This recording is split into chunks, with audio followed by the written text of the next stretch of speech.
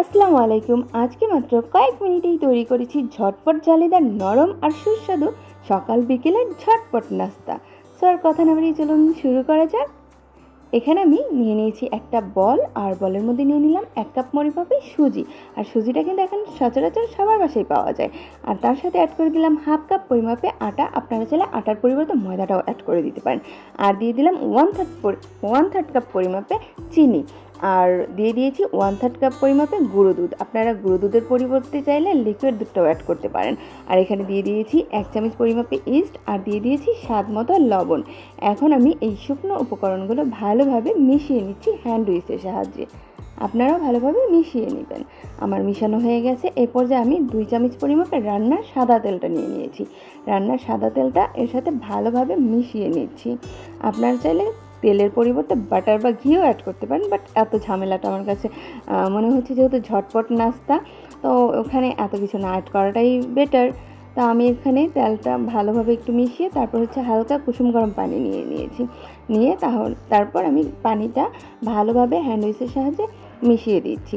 আর পানিটা কিন্তু আমি একবারে দিইনি, একটু একটু করে দিচ্ছি। আপনারা অবশ্যই কিন্তু আমার প্রসেসগুলো ফলো করে নাস্তাটা তৈরি করবেন, তাহলে আশা করি খুব সুন্দর একটা নাস্তা আপনারাও তৈরি করতে পারবেন। দেখতেই পাচ্ছেন আমি একটু একটু করে পানি দিয়ে আমার ব্যাটারটা তৈরি করে নিচ্ছি।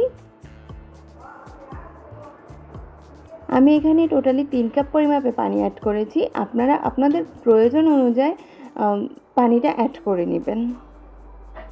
তো আমার ভালো করে মিক্স করা হয়ে গেছে। এই পর্যায়ে আমি ব্যাটারটাকে একটু রেস্টে রেখে দেব, একটা ঢাকা দিয়ে ঢেকে। আমি ব্যাটারটাকে প্রায় 10 থেকে 15 মিনিটের জন্য রেস্টে রেখে দেব। আমি ফিরে এসেছি 10 মিনিট পর। 10 মিনিট পরে দেখেন আমার ব্যাটারটা কত সুন্দর ফুলে উঠেছে, যেহেতু আমি এখানে ইস্ট অ্যাড করেছি। আর ইস্ট দেওয়ার কারণে কিন্তু এটা দেখতে এখনই জালিদার হয়ে গেছে। আর এই পাশে আমি চুলায় একটা প্যান বসিয়ে দিয়েছি, তার মধ্যে একটু তেল ব্রাশ করে নিয়েছি।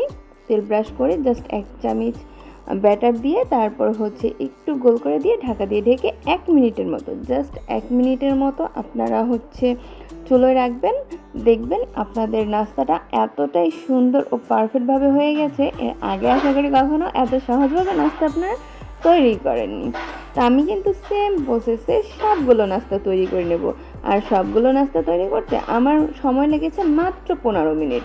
তা আপনারা কিন্তু এভাবে সকালে বা বিকেলে যেই কোনো সময় এই নাস্তাটা তৈরি করে খেতে পারেন। আর এই নাস্তাটা চায়ের সাথে বলেন বা যে কোনো ভাজি, যে কোনো মাংসের তরকারি, সব কিছুর সাথে খুবই ভালো লাগে। তা আপনারা অবশ্যই এভাবে নাস্তা তৈরি করবেন। দেখছেন কি সুন্দর করে নাস্তাগুলো সব তৈরি করে নিয়েছি আমি। এখানে কিন্তু অনেকগুলো নাস্তা তৈরি করে নিয়েছি। আমি সবগুলো আপনাদেরকে দেখাচ্ছি। ওপাশ থেকে কতটা সুন্দর হয়েছে, চারপাশ থেকে জালিদার হয়েছে। আপনারা সবাই ভালো থাকবেন, আমার জন্য দোয়া করবেন। আল্লাহ হাফেজ।